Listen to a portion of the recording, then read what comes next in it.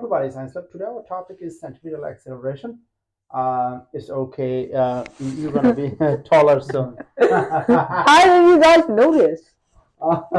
Okay, because we have ice. Yeah. Okay. Because you have ice? Yeah. Two. Okay. All right. So today we're gonna be doing centripetal acceleration. Let's study the proof. Okay. So imagine my hand as a rope, right? And I have a ball, and I rotate it, right? If I do rotate it, so then what happened? Well, the tension force acts as a force that keeps it in the rotating loop. Oh, I see. So it acts as a centripetal force. A centripetal force is any force that is constantly applied that makes an object rotate around a specific center. All right. So here is what I'm thinking, Isaac and Raf. You're gonna be helping me with this proof. Please pay attention. You're gonna go a little bit, so not blocking exactly there. Exactly there. Okay. So can you consider this one, Isaac? Mm-hmm. And now can you consider this? What should you call this one? Velocity one. What should you call this one? Velocity 2. Velocity two. And what should you call this one? Velocity 3. Velocity 3. That's not tangential. Okay. Tangential with respect to the what? A force vector? No, tangential with respect to the path. Okay. So make it. Okay. All right. So this is not even tangential. So make it. How? Is this better now? So Yeah. V1, V2, V3. Mm-hmm. All right. So what are you going to call this one? The center. And let's call it. The Santa. Can you call it R1? Yes. Can you call this one R2? And can you call this one R3? They're all the radii. They're vectors. All right. So can you say that V1 is equal to V2 is equal to V3? Oh. The magnitude of it. All right. So that means the speed would be the same. However, the velocity would be the different because velocity involves with the direction. So it's a constant speed. Mm-hmm. Only FC is constant. Well, of course FC is constant. Okay.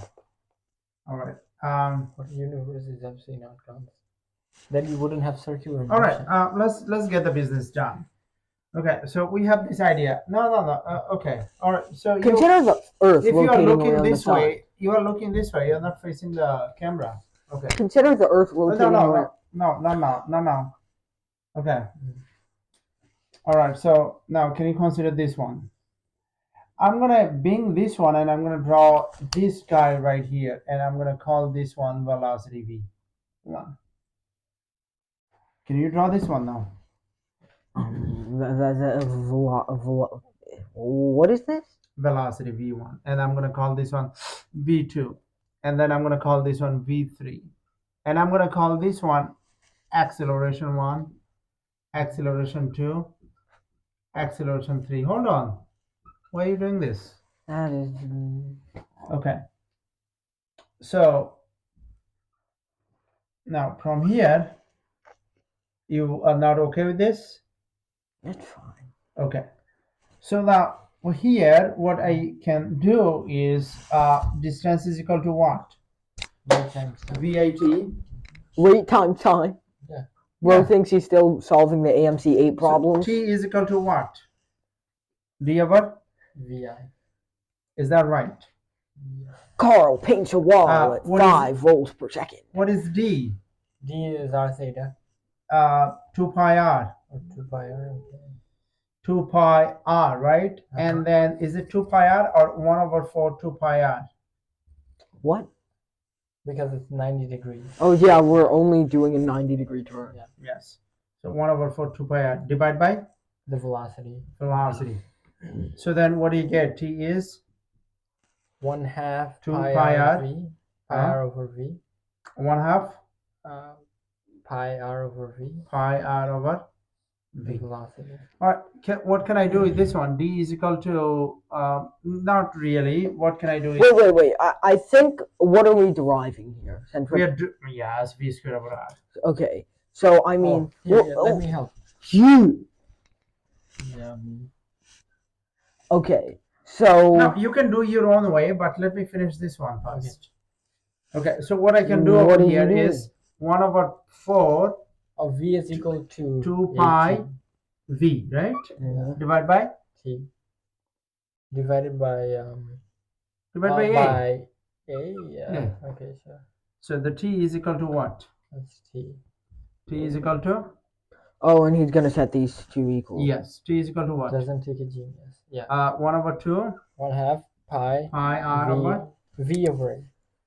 v Pi v. over. Bro, he just takes every opportunity he gets to jump on me. Okay, so Mhm. t is equal to. Yeah. Can we say t is equal to t, baby? Yes. No, I think t is equal to r, possibly. No joke over here. T is equal to t. So what is this t? Half 1/2 pi r pi over r over v, and this one of 1/2 pi v over a.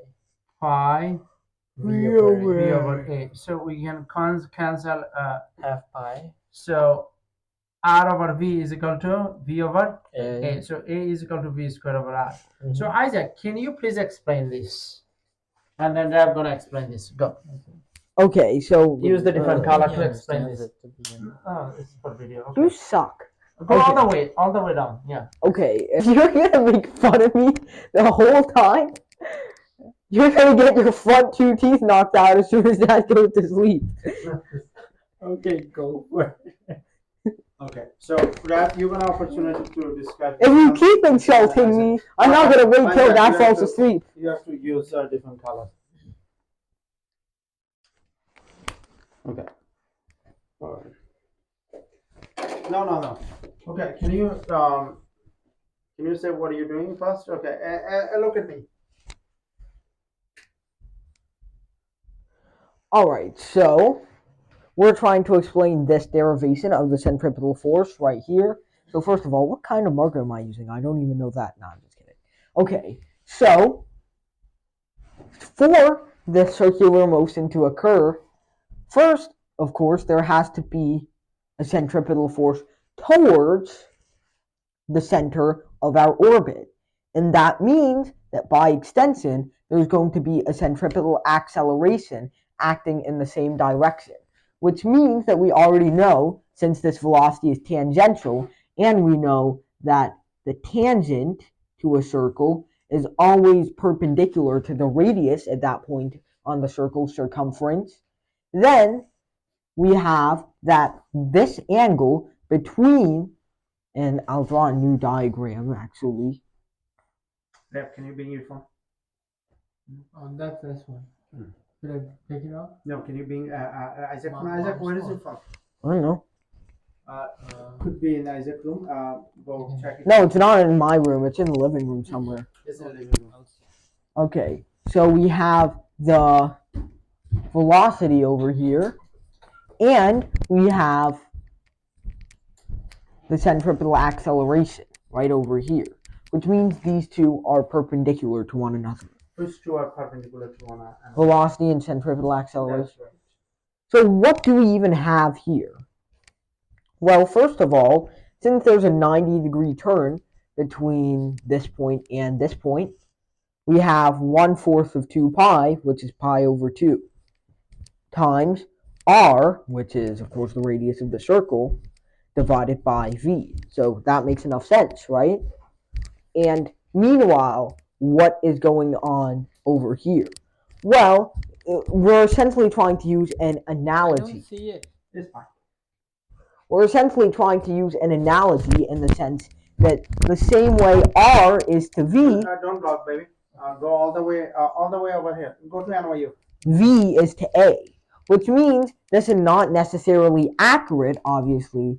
This isn't an accurate portrayal, but we're essentially kind of treating the acceleration in this diagram like we treated the velocity in the other diagram, and we're treating the velocity in this diagram like how we treated the position vectors in the other diagram. Which means this isn't very accurate, but it's a good analogy, and it works for our formula. So then we just substitute r for v and v for a, just like I said, which means that we get this, and of course, having that r for v and v for a substitution just gives us this, meaning if we multiply by v on both sides, we get this. And then if we multiply by a on both sides, we get this. Then if we divide by r on both sides, we get that. All right. Can you give a geometric proof of this one? Let's separate from this. Okay. And after you're going to give you law of cosine proof. Okay. Raf, okay, come here, hold this phone. Meanwhile, I'm going to find his phone. No. Erase everything, Isaac, so that. Everything, okay. Everything. Yeah, we need space for you to make Erase mistakes. everything. So stay close to brown. So. I swear to God, if you make any more demented jokes about me, you're not stay making close it back to brown. Stay Braille. close to brown.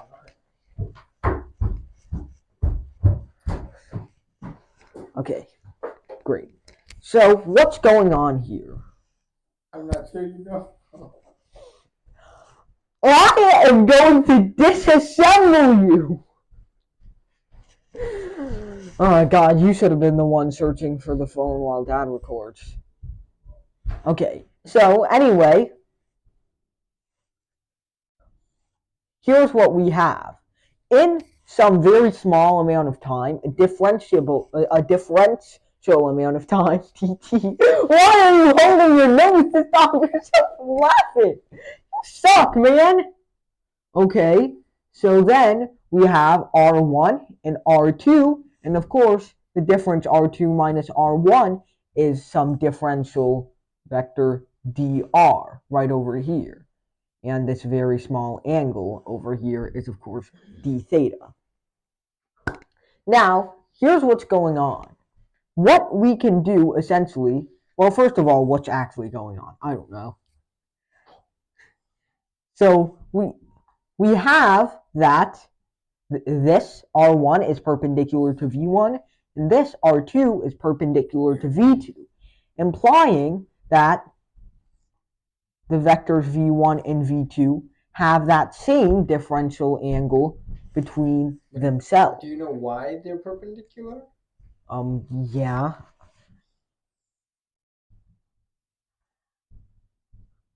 We have that if you have a line from the center to a circumference, that's going to be perpendicular to the tangent line traveling through that point on the circumference. That's the mathematical reason. What's the physical reason? Shut! I do not care about physics. This is a geometrical proof. Okay.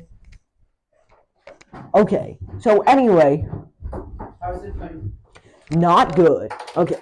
He's doing it, so Okay. Rifat, you're such a bad sport. You know that? So, what we can do is essentially, since d theta is so super duper small, we can just approximate. I think it's in this room. Okay, keep going, baby. Yeah, I'll go like look. V1, V2, and this differential change dv as a right triangle. So essentially, what are we trying to find at the end of the day? Centripetal acceleration is just this differential change in velocity divided by that differential change in time. So this is the goal that we want to find. And so, stalling for time? yes. So, okay. So, he's using calculus? yeah. Okay, that's okay. So, what is d theta right here? Well, d theta is just the angular velocity, omega, times dt. But wait a second, what's the angular velocity? That's just V over R. You do not have to feed that to me. Is this still a student at the classroom? He is not a student. Okay. He's a laughing stock. What is this? Well, we know that this is just v times sine of d theta. But here's the thing. at extremely small angles, this is equal to what? At extremely small angles, sine of x is equal to x, which means that we're just going to rewrite this as d theta. But wait a second, we've already defined d theta like this: v times v over r dt, or v squared over r dt, which means that when we plug it into the final equation, not laughing now, I wonder why. I'm confused. I think that's a skill issue, my boy. So this Math is just language of physics. Oh no, I did not. I mean, did it say wrong? Did it say something wrong? then physics is just the language of chemistry, right? And chemistry is just the language of What is biology. chemistry? Chemistry is something that uses physics as a tool, right? I didn't know chemistry was separate a subject. Chemistry is chapter number 14 of physics textbook. Oh. Yeah, that's molecular physics. This is coming from the guy who got a C in college chemistry. Okay, so dv over dt.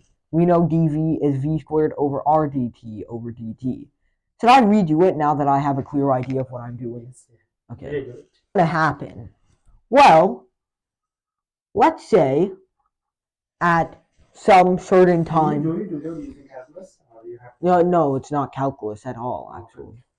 Well, but we use calculus concepts of like differential because there's just. Try not to, because I want to use it for Okay. for high school students.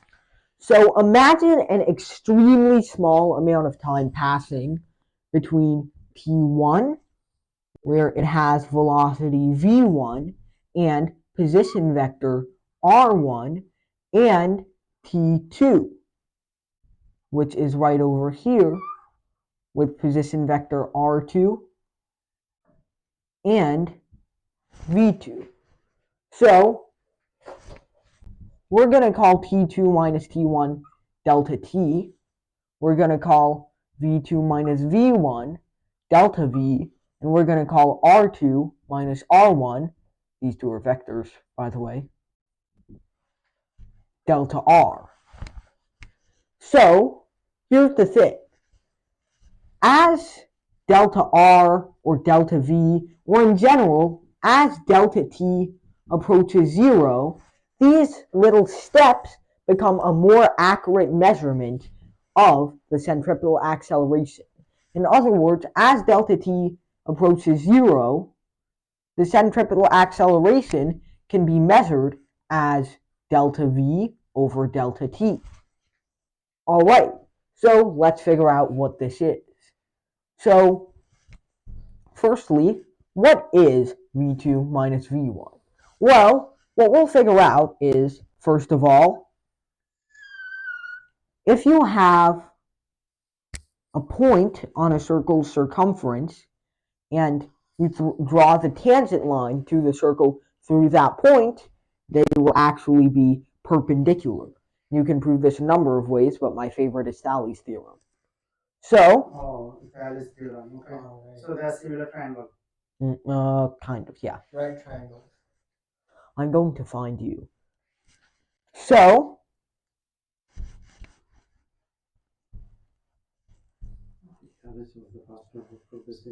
now that we know this, that means that R1 is perpendicular to V1 and R2 is perpendicular to V2, right? Yeah. So that means that if, let's say, the difference in angle between R1 and R2, since of course they have the same magnitude, the only difference can be in direction, since we're talking about a circle, let's call this delta theta between, of course, theta 1 and theta 2.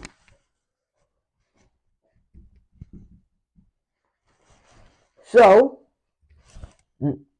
if the angle between R1 and R2 is delta theta, then the angle between V1 and V2 which both also have the same magnitude, is also delta theta. So this is a very small change in angle, and as this time step gets smaller and smaller or approaches zero, this delta theta becomes smaller and smaller too. So here's the thing.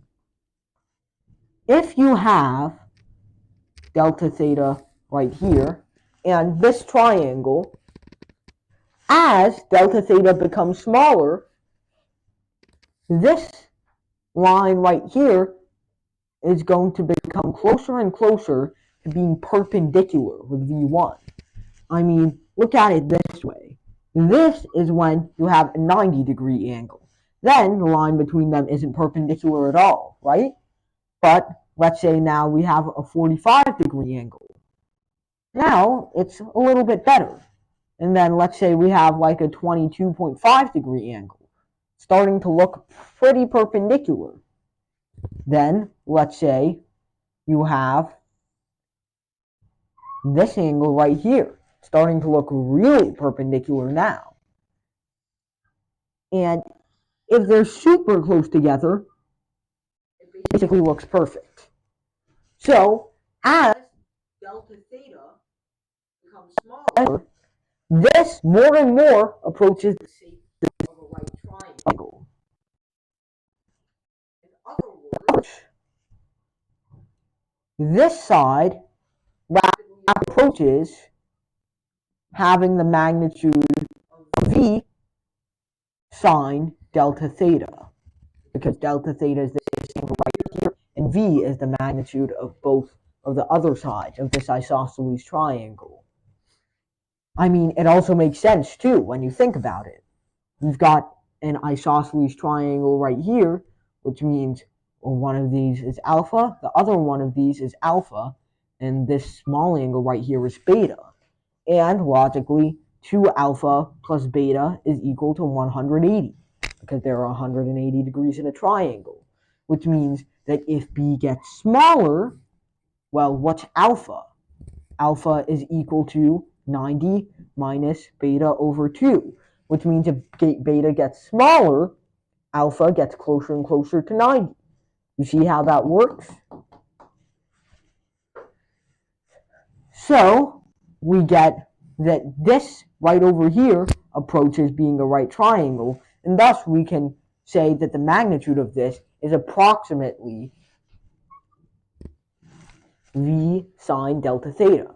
But of course, as delta theta becomes smaller, this becomes less of an approximation and more of a true fact.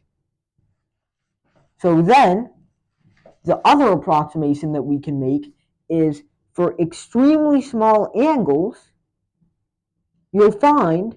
Sine theta is theta. Can you please stop? Is this approximation? Nobody asked for your input. Wow. Now I'm scared. Yeah, that's the point. So you'll find that at very small theta, sine of x and x will keep getting closer and closer together, and of course at 0 they coincide, they intersect. But basically, as theta or delta theta gets smaller and smaller, sine of delta theta is approximately equal to delta theta, which gives us this right over here. But now, what is delta theta? Let's think about it. Delta theta is equal to the change in angle that this object has made during that time, delta t. Which means that its angular velocity is equal to that change in angle over that change in time. But what do we also know? We also know,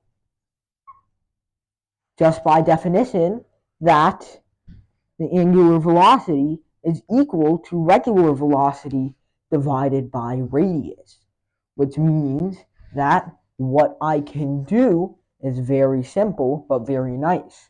I can take V over R is equal to delta theta over delta t, which means delta theta is equal to V delta t over R.